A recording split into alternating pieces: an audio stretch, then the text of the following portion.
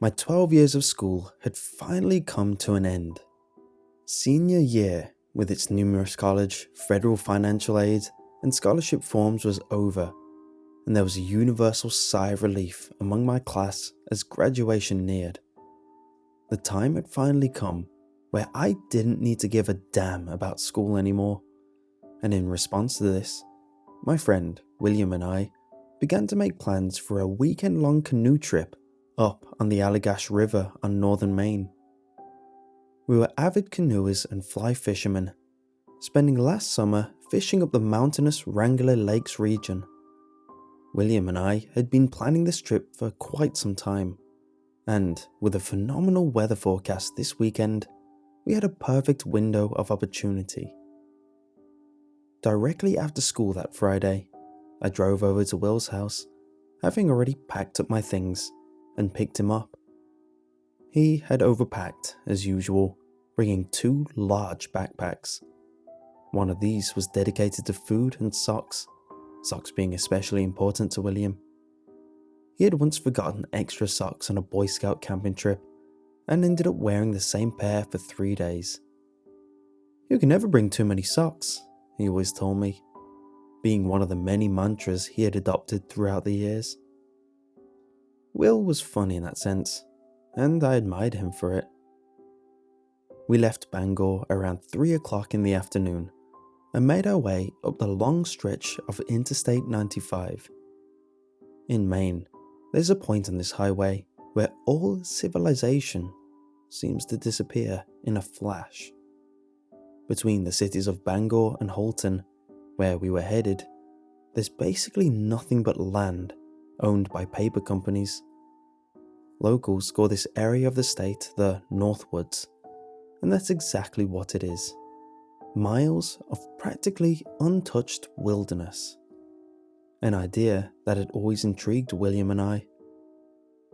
In these long stretches of forest, you could find numerous natural gems hidden from the eyes of the world.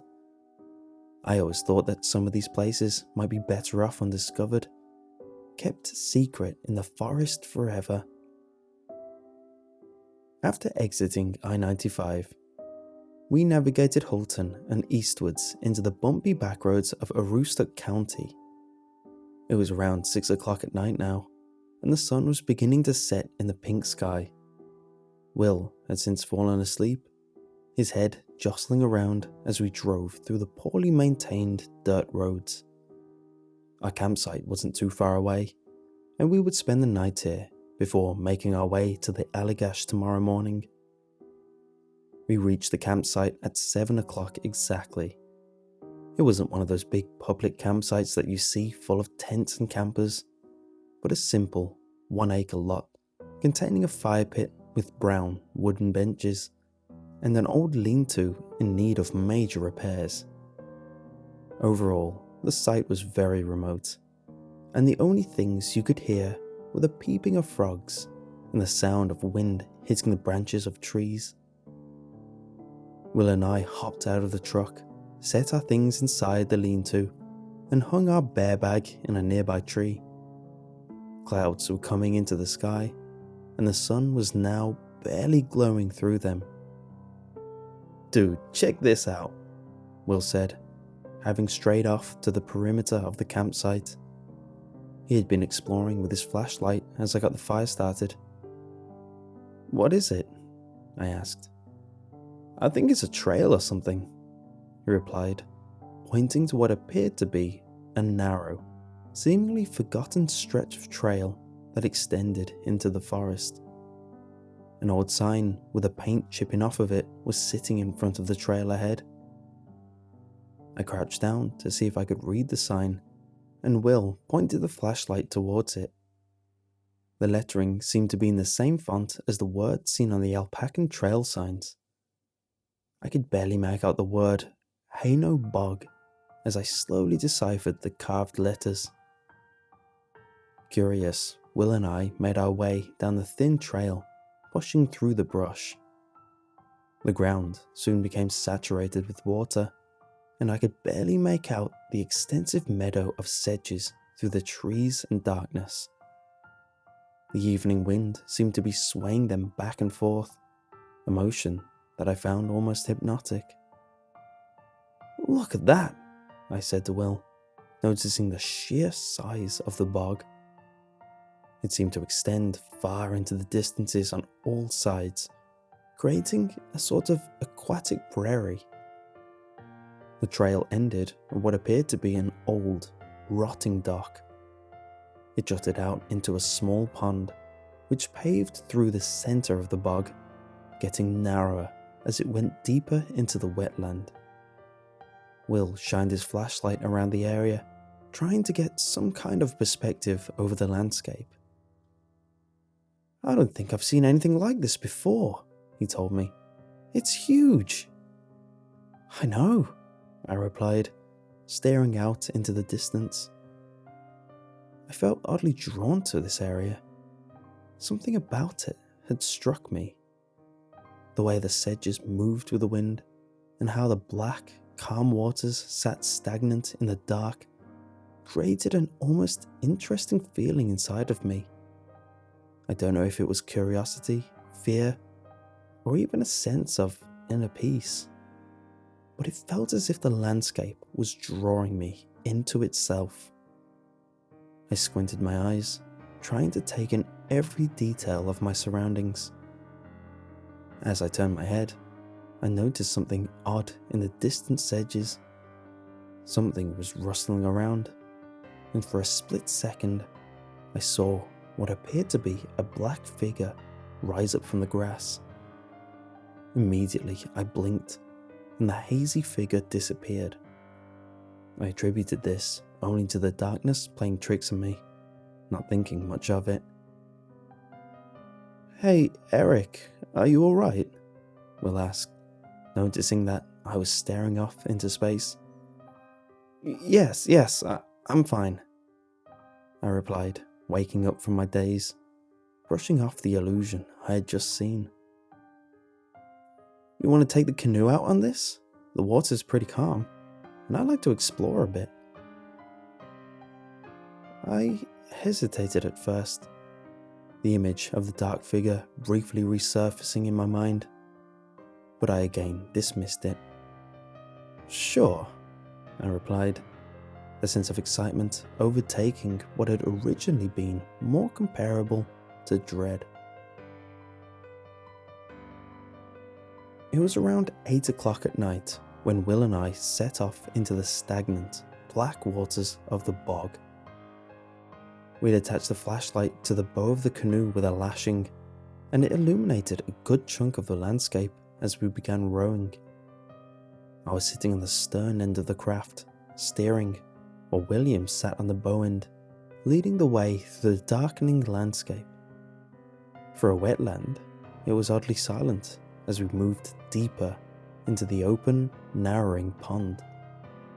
The peeping frogs we had heard before now remained quiet, and the slight wind silently brushed over the sedges. The only audible sound were our paddles breaching the surface of the water. An odd, uneasy feeling began to surge through my body, sending a shiver through my spine. But at the same time, I couldn't help but admire the eerie surroundings. Will seemed unaffected, occasionally running his hand through the water. Not much longer after we set off, we approached what appeared to be a wall of sedges. After getting closer with a flashlight, we soon realized that the pond separated into two narrow paths, one to the left and one to the right. "Which one do you want to take?" I asked Will. "Are you sure we should go on?"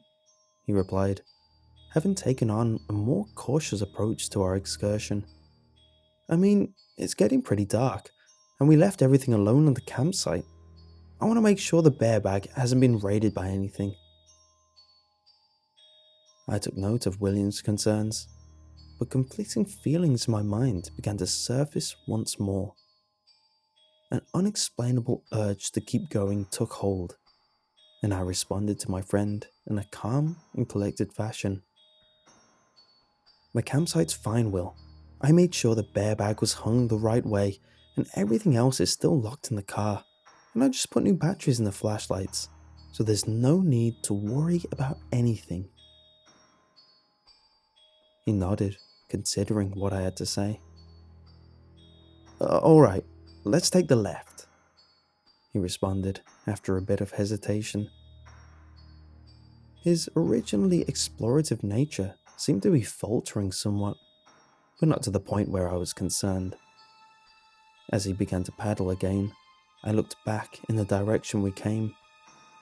A dense fog was swallowing the landscape, obscuring my vision. I said nothing to my friend, even sensing myself smile at the mist, not understanding why. We continued paddling into the left passage, bumping into the wall of sedges as we entered. Our canoe had a bit of difficulty navigating through the constant twists and turns, the starboard and port ends constantly bumping into the grass and mud. Will would constantly stop paddling and look around, my silence unnerving him even more. I hadn't spoken ever since we stopped to decide which way to go. The fog was beginning to overtake us, and Will had taken notice. "Eric," he said, turning around towards me. "Eric, we need to turn around, okay? I can't see anything, and it's going to be difficult getting back. Come on, let's go back. You take the bow end, and I'll take the stern." I looked at him silently, the urge to move on now flaring in my body. It was as if the surreal bog landscape was getting to my head, to a point where my actions were becoming uncontrollable. Frustration took a hold of my mind. "Will, we're fine, alright?" I said, trying to keep my agitation to a minimum. "Let's just keep going, okay?" An angered look took over his face. "Are you kidding me right now? Eric, we can't see 5 feet in front of us, and we've been moving through this goddamn channel for over 40 minutes now. We're going back now." I stared at him, a crooked smile forming over my face. He didn't understand. "We're fine, Will," I said, almost casually. "What the hell is wrong with you?" he yelled, the echo resounding over the bog. "You haven't said the word for the entire time we've been out here, and why are you smiling?" He looked somewhat concerned about me, but my concern for him had been decreasing as we progressed through the bog. My only goal now was to press deeper into the foggy wetland. "Eric, let's go back, okay? We need to get some rest for tomorrow." "No," I replied almost immediately, my calm, detached tone still present. I continued to stare at him in his frustration. I felt myself superior to Will in some unexplainable way. "For Christ's sake, Eric, we need to—" "No!" I screamed in a voice very alien from my own. My casual tone had now turned into a deep, almost demonic roar. Will looked absolutely horrified. His body had completely frozen, his eyes and mouth wide open. "Eric, what's going on?" he asked, his voice trembling. What was that?" Anger took me over like an ancient instinct, and I forcefully made my way to the front of the canoe, almost tipping it in the process. Will grabbed onto the side of the canoe, leaning backwards as I got right into his face. "We will keep going," I said to him in an agitated, raspy whisper, "and you will not get in my way. Got it?" "What's happening to you?" William asked, almost in tears as fear took over. "We're canoeing the Allagash tomorrow, Eric. That's why we're here, remember?"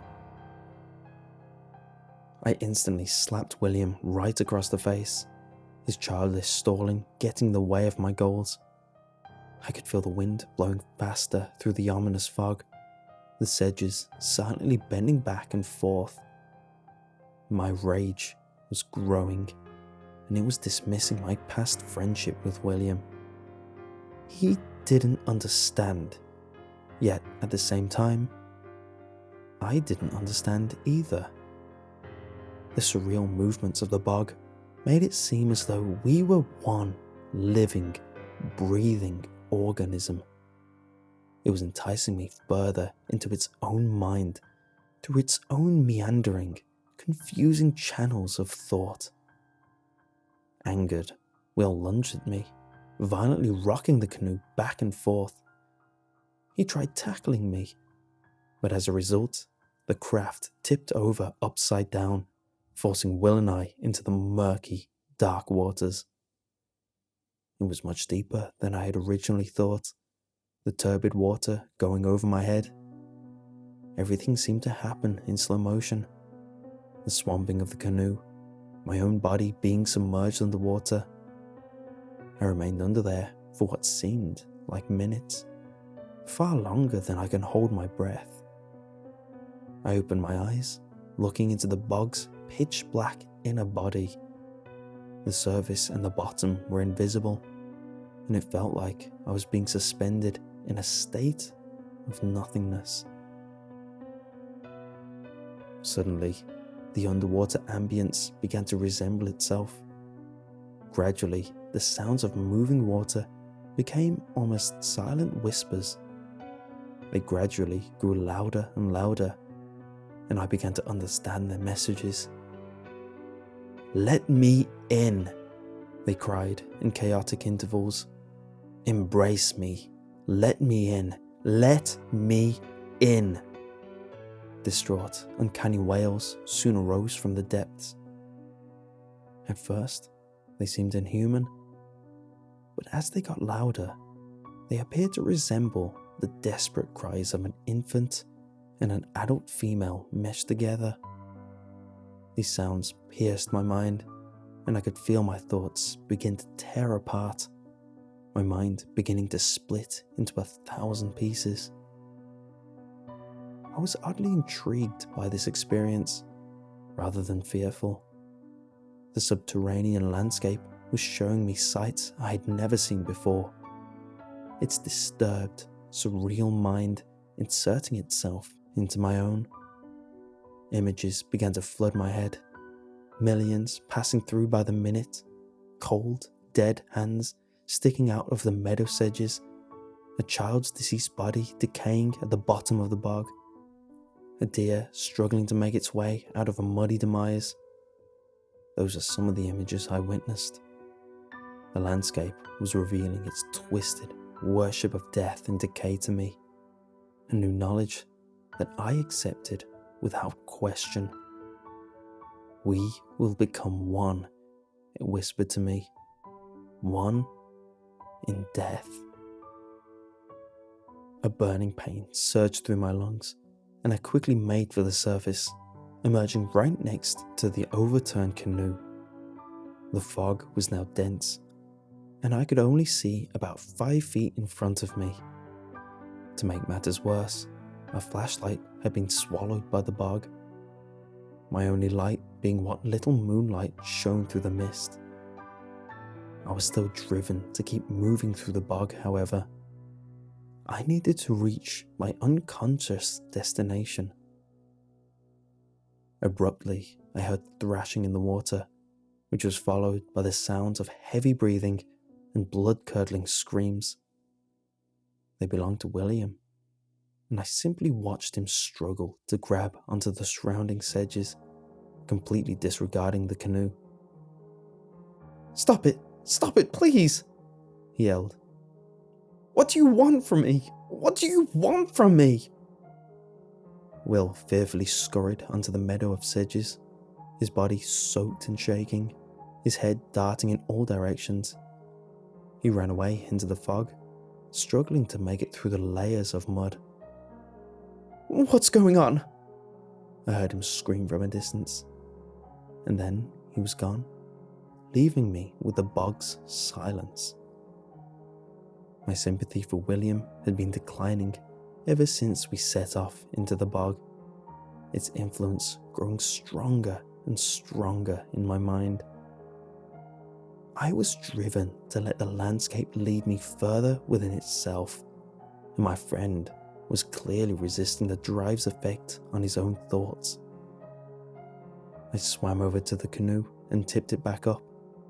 A single oar was floating underneath the craft, and I threw it in before struggling to get in myself. It took me a while, but I eventually got back and paddled onward through the foggy, narrow channel. Without any light, I had to use the sedges as a guide through the constant twists and turns. The bog was now much more than a natural landscape. Eventually, the channel opened up. The sedges started to disappear behind the ominous fog, and I was soon surrounded by open water on all sides. This gave off the illusion of an ocean, and my new surroundings were incomprehensible to me. The sensations going through my body were completely alien, and I started to panic somewhat. I didn't know which way was left, right, forward, or backwards. It felt like the bog was stealing my spatial awareness, giving it the creative freedom to alter itself. The only thing I could do now was paddle on and let the bog carry me through its mind. There was no going back. In the distance, I made out what looked to be a small, worn-down wooden dock jutting off a plain of sedges. The large pond seemed to end here. I attributed this to the bog's illusions at first, but on closer inspection, the landing was in fact real. I paddled up to it, noticing the decaying brown wood.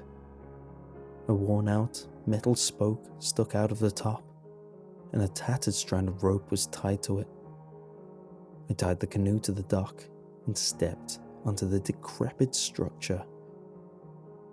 It was surprisingly sturdy, although it made a horrific creaking noise that echoed throughout the wetland. I looked back towards the opaque, unending water, noticing how it remained calm, mirroring nothing but blackness. Suddenly, feelings of insecurity surged through my mind. I felt like I was being watched through the silence.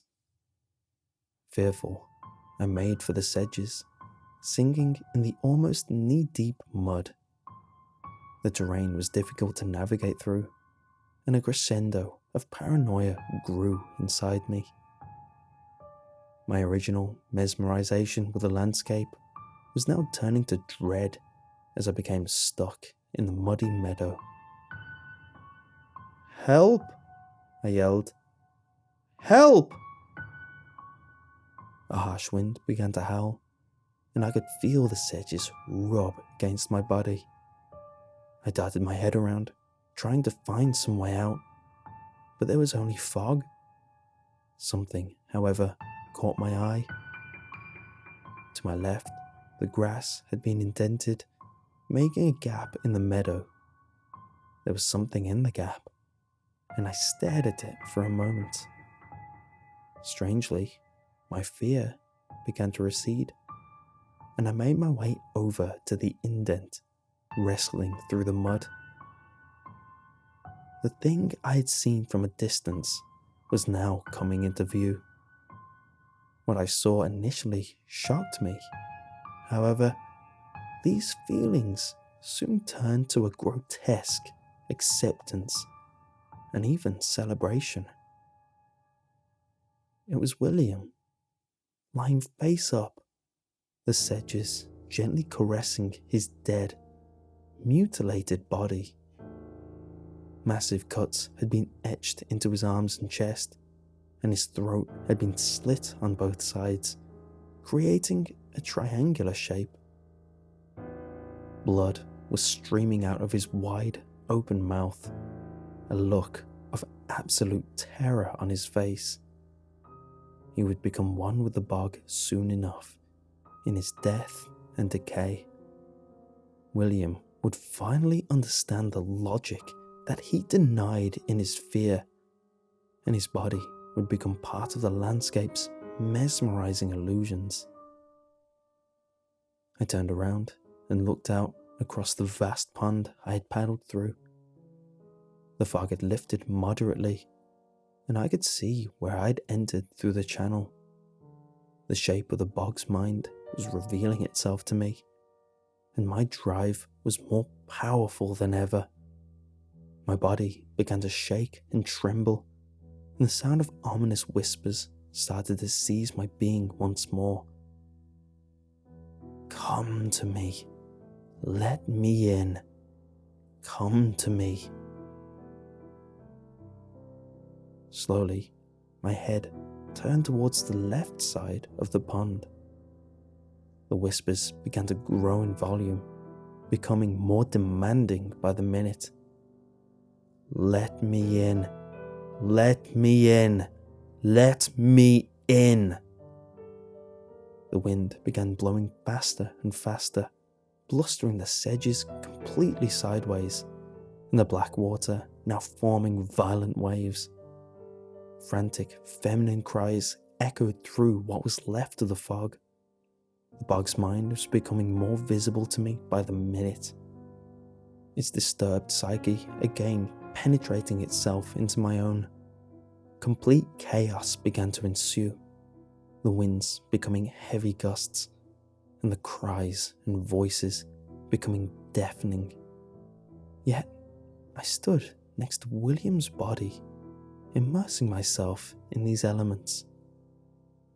In the midst of all of this, my eyes started to focus in the distant sedges. I could barely make out a familiar, black, shadow-like figure slowly rising from the grass. It stood there in the chaos, staring straight at me. In the darkness, I saw its arm rise and its hand begin to beckon. All sensation, feeling, and thought in my body came to a turbulent halt as I watched the shadow call to me. The time had finally come. Everything was coming into place. I slowly stepped through the distraught, desperate screams of the bog's unconscious, moving towards the rippling water. My union with the bog's mind was imminent. I kept my eyes focused on the shadow, its being appearing and disappearing from my eyesight. I could feel the water embrace my ankles as I made my way into the muddy, sinister depths. I kept going deeper and deeper, letting the bog welcome my disassembled consciousness into the sentience of the landscape. I soon was up to my neck, and finally, my head went beneath the surface. The water began to drag me further under, its aquatic hands bringing my body down to the muddy, decaying bottom. My lungs were now on fire, and I knew that death was imminent. I felt my back hit the bottom, sinking into the layers of mud. My arms brushed against something eerily familiar. I observed my water surroundings, seconds from death. The last thing I felt were the cold bodies against my own.